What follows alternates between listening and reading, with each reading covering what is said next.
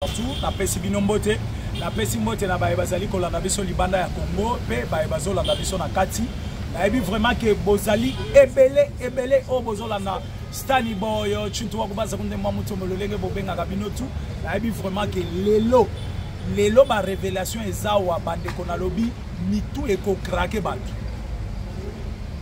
parce que omoni 9 komi kokoma 6 ezo baluka pe ezo koma 9 Pierrot Louar a changé les Katumbi na Kabila face. Tozo yebisa bino ba Congolais, un vrai Congolais faut makila et sala. Louar a lobby Kabila fanda, Katumbi fanda. Wa lo côté fachale kibino. Parce que aujourd'hui dans le monde entier, bazana kati ya kotale la contrat ya États-Unis d'Amérique na République démocratique du Congo. Et ils ont bangisa ba opposants à la République démocratique du Congo. Et ceux qui sont avec les opposants commencent maintenant à comprendre que non, Félix Antoine Tshisekedi Tshilombo avec l'UDPS ne oyo batu babana ki kozela boye bina yebisaka ba Congolais belia na yebisaka pe bande konanga ya UDPS. Na yebisaka bango soko zotambola na nzela peuple bazo finga yo IDPS bozo sala le côté IDPS bozo bokokite ko silikate ko soit na pété parce que espoir ya ba Congolais nyonso ezalaki na IDPS ba moni soko IDPS a récupérer nzum ba moni makambo ezo changer té il fallait ba Congolais tala ezalo kwa mwana zanzala na ndaku yozo lamba ozo yebisa ke non na lingi na lamba propre biloko yozo sala na etali mwana te mwana bando yebi kolelele okanzala. C'est ça ce qui se passe entre l'UDPS et le peuple congolais. Il y a d'autres personnes qui disent oh non, ils ont intoxiqué les Congolais, non, ce n'est pas ça. Les Congolais espoir na bango nyonso ezali na UDPS. Bayebaki que une fois l'UDPS au pouvoir, Congo et makambo peut changer. Mais si ba moni UDPS a continué à pouvoir makambo ezo umela. Et ba mususu pe bazo yebisa ke makambo bebi lisusu de plus. Mais il fallait baloba. Mais les lobes il faut comprendre que c'est l'UDPS qui va changer ce pays. Voilà comment Félix Antoine Tshisekedi Tshilombo est allé à rencontrer les Américains pour changer ce pays.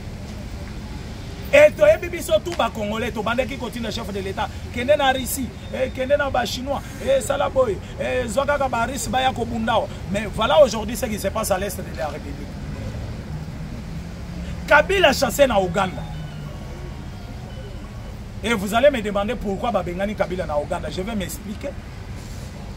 Katumbi chassait aux États-Unis et interdit même de piétiner les États-Unis d'Amérique. Et je vais m'expliquer.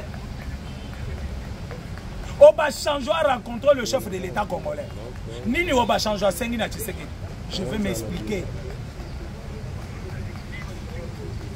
Et na ko clôturer na lisolo ya Pierrot Louar.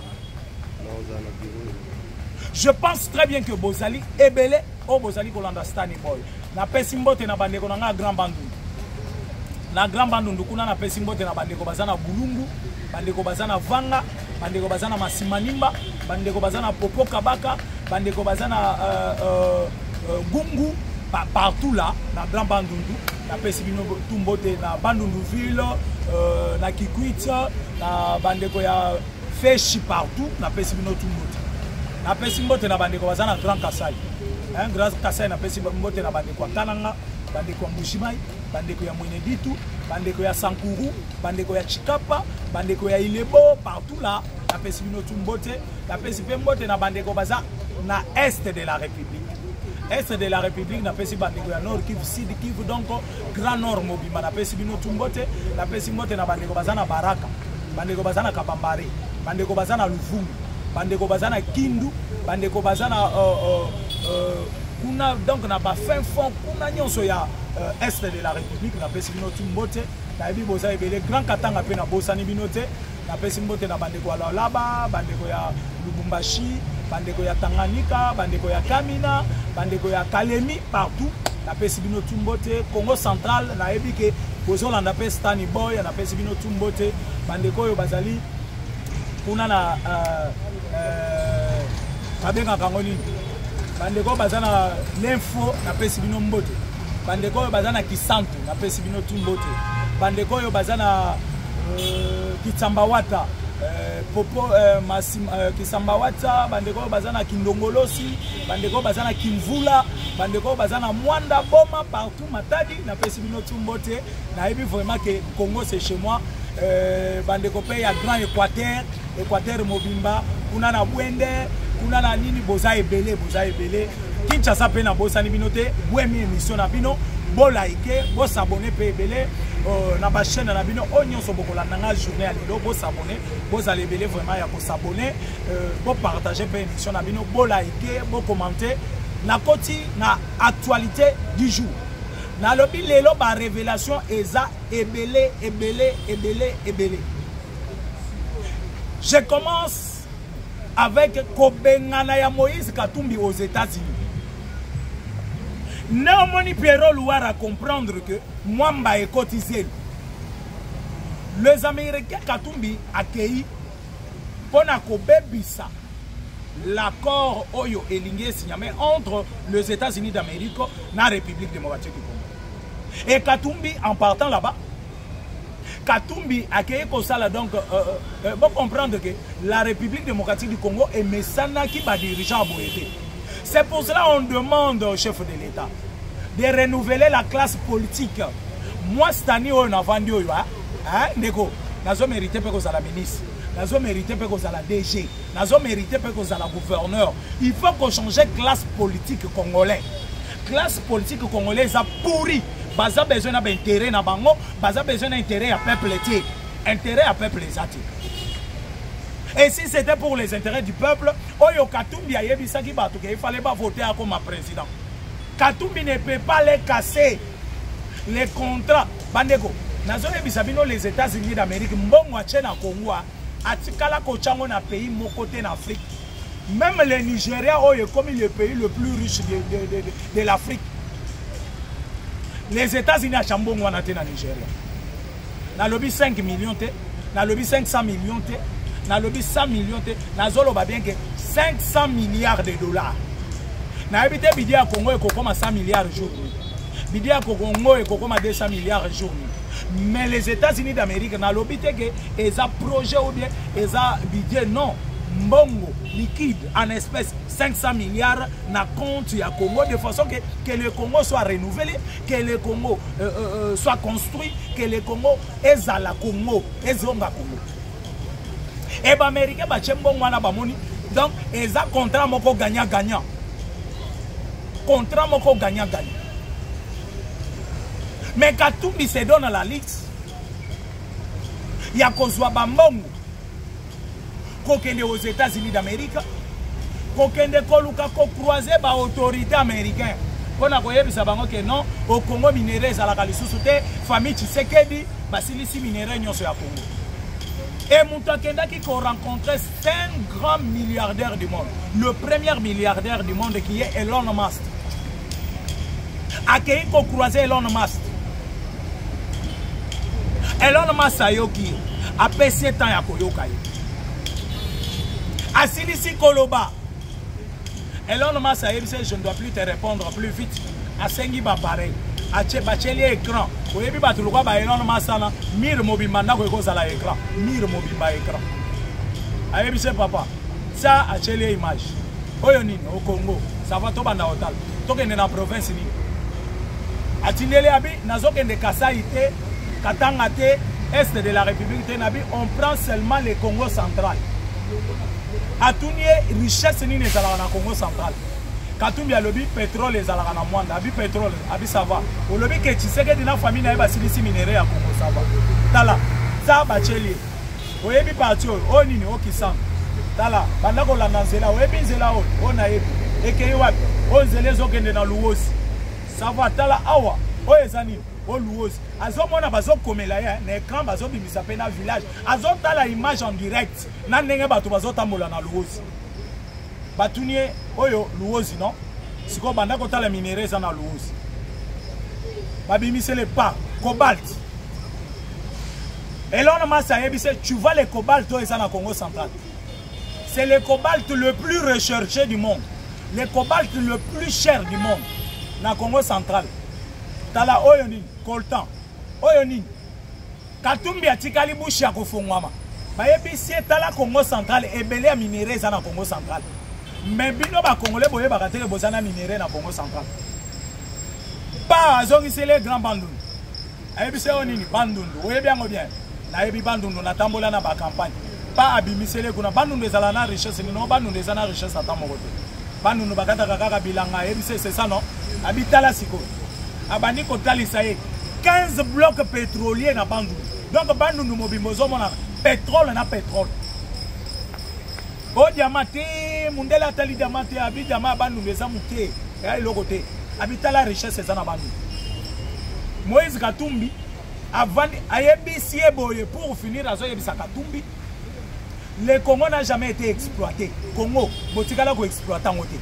Congo boza lokola bolongola kaka biloko likolo bolongola poso. Mais musuni bosimba na note. O minéré bosimba na no minéré ya Congo te. Congo ezana minéré partout. Congo central minéré zali, Katanga minéré zali, Kasai minéré zali, Est de la République, Équateur. Donc partout au Congo c'est les minéraux. Katumbi a telemi à l'objet. Monsieur, à partir d'aujourd'hui, tout le monde a eu soit un aventurier. Est-ce que toi tu nous dis que yo yebi Congo passe au Fana na Congo yebi Congo ko les biso ba Américain? Abibiso to vandi na onako awa na kati États-Unis d'Amérique mais na la ki se au Congo mobimba. Ndé Katumbi a ko comprendre bien que basali faut ça faire. Katumbi a ko comprendre que non, en na biso et comme si biso na suka. Katumbi ba ko comprendre que motema mabe bazana ngo pona peuple congolais et comme si bango na suka. Comment vous pouvez aller casser des contrats oyo qui kopesa ba congolais vie? Est-ce que vous pensez que les Américains bazoba pour bazo mbongo na bango ebele boye bacha na Congo pour perdre ça? Et puis mbongo wana ba Américain batu ba gérer ngote bazo pesa ngo na gouvernement congolais. Gouvernement congolais a géré mbongo wana. Nous avons besoin de gouvernement d'union nationale, des responsables.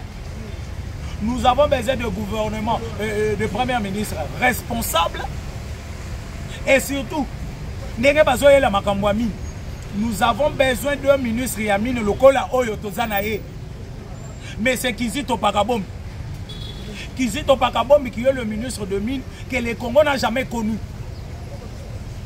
Kizito Pakabombi c'est notre ministre de Mines que le Congo n'a jamais connu.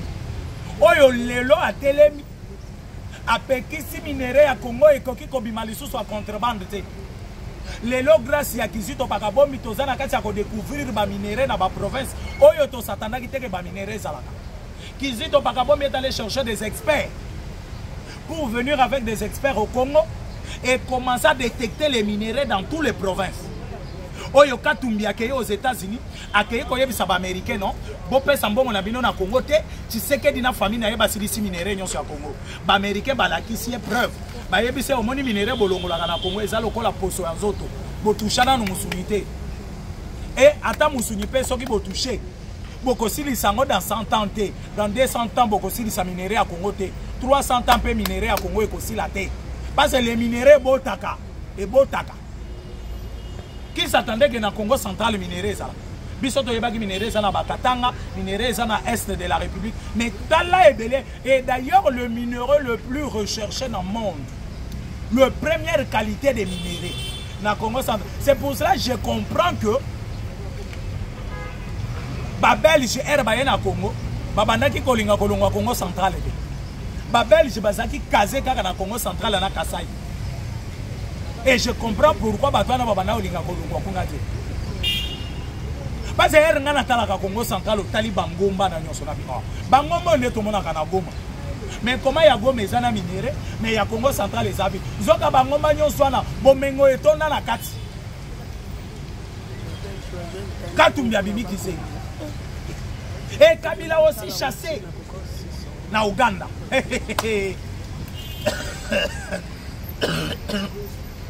Vous m'excuserez.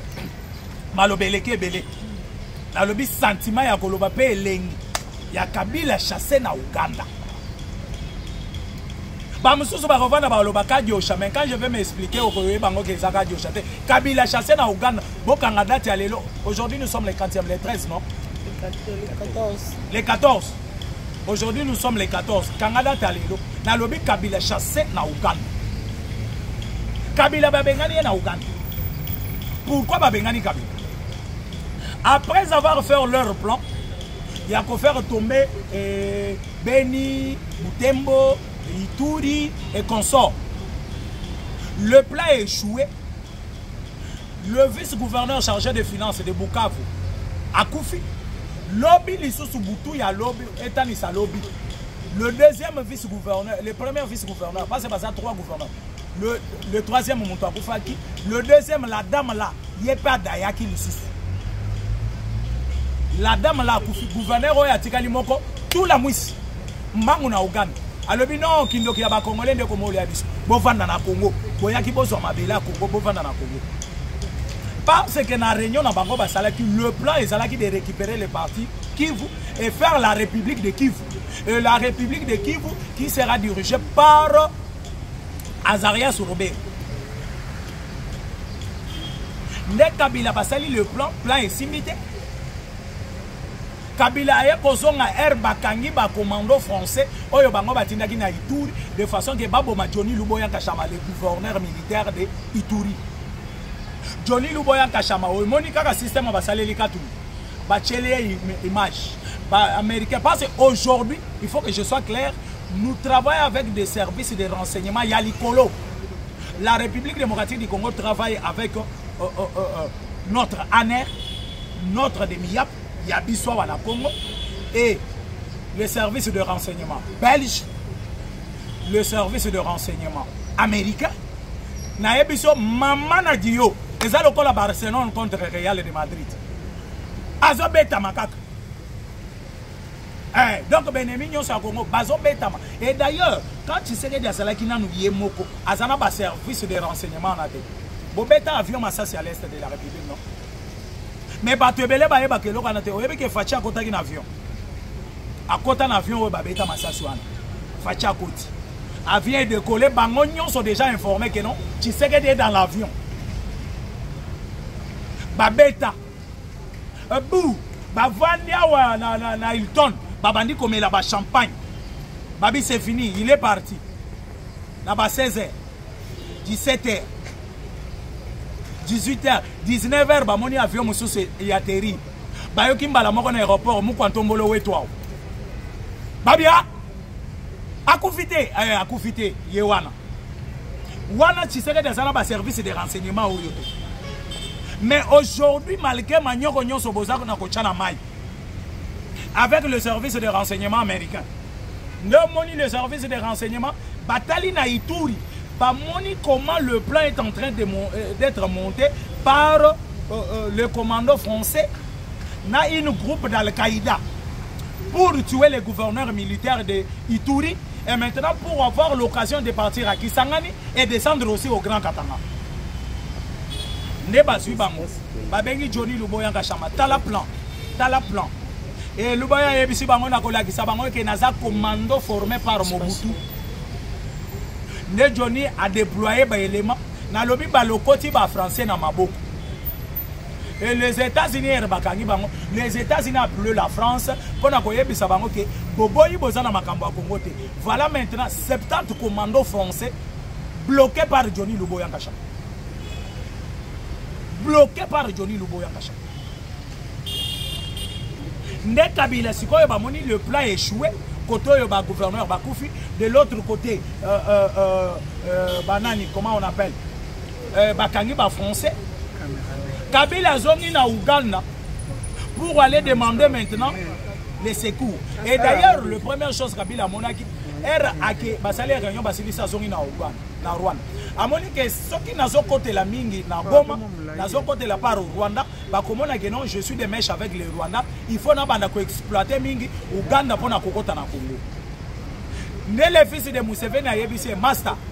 À partir d'aujourd'hui, ce Lingo kota Congo, kokote la lisusu na Ouganda. Et d'ailleurs, après ce ordre dans la frontière, ceux qui Kabila Meki qui traversent la frontière, bon bloqué, bon kangaye, bon même la biso yao. Le lengue tozo solo la navino, le chose grave que lobby, les lots mercredi, lobby jeudi, Samalukonda bengisi plénière, Pona kolongola humilité ya Kabila. Lobby nazolo ba bien lobby. Félicitations à Sama Lukonde. Oyoki biso. Ah, on prouve biso que vous êtes congolais. Parce que bato ba comment ki ko douter na yo. Malgré ba pela Kabila bengi yo, malgré ba mbongo Kabila laki yo, mais au saleli siko ki mwana mboka. Lobby tolingi militaire ya Kabila yelongwa. Donc Kabila kokoma na yeli banda na nekende. Félicitations à Sama Lukonde. Soko sala ngotoze la lobby menga la félicité déjà davantage. Le vieux Sama Lukonde na félicité déjà davantage.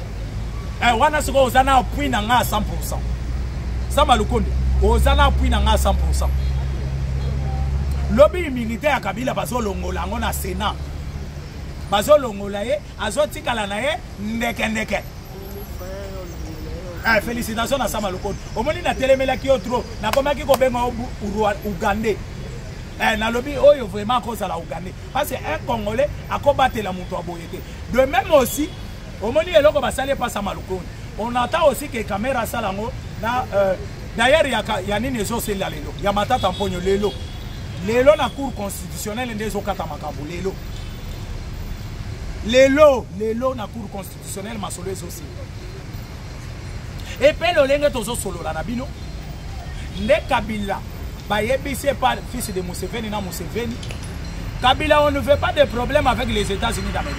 Parce que les États-Unis ba bengi mbala moko Uganda ba yebise longola maboko na yo na makambo ya Congo. On sait bien que vous travaillez ensemble na Rwanda.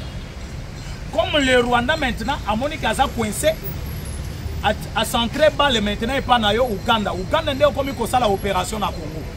Parce que la réunion nyonso et comme il le magaga na Uganda. Mais Uganda tali gauche à tali droite. Museveni a tali ajaza nango. Alobi non, makambo soke indelingai na risque mabe. Tikana longwa na ngana makambo. Museveni alobi tikana longwa na makambo. Et c'est comme ça que Museveni va prendre des décisions de dire à Kabila de ne pas encore piétiner le Ouganda. Parce qu'il est en train de voir comme si derrière Kabila, il y a des choses. Oh, ils allaient pour se préparer. Néomoni, Pierrot Loire, Ramoni, Sugo Maramana, le B, 9 mai Balouka 6. Pierrot Loire, Aleli, a le changé dans Mboka Nabiso. Attends, tu commis tu continues à boumba américain. Mais tant que ça pour un changement en Mboka, et ça pour la vie à Congolais, pourquoi on a télé mais américain? Et yo katumbi aux autres de la maman on a bandé au film américain. Altunie katumbi aux ali boma na mutuna yo.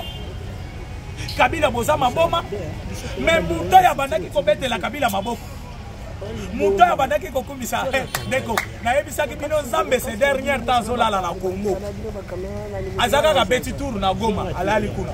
A beti tour na Congo central alali kuna. Soka beti tour na Kasai Pongi so yo alali. Na yebisi bino Nzambe mikolo azola la Congo. Et pour votre information, personne ne pensait pas que Pierrot Louara Koki Kobaluke la Kabila na Katumbi. Abanda kofinga Katumbi liboma, abanda kofinga Kabila liboma.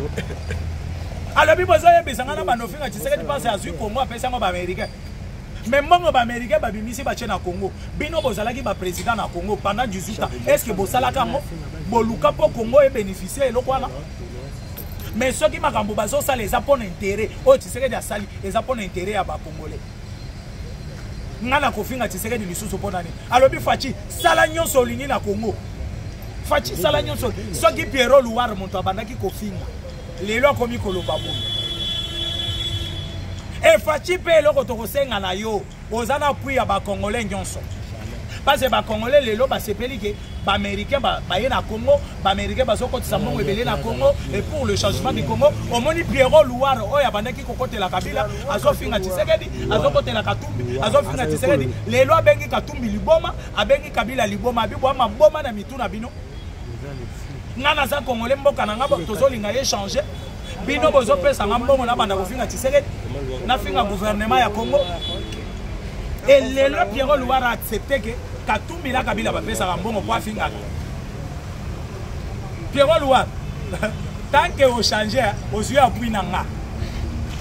Et ce que est du côté du peuple aux yeux appui nanga. Et ngana yebiso na ko lobela même to ko bando senga le même pas chef de l'état ozonga na wana Congo.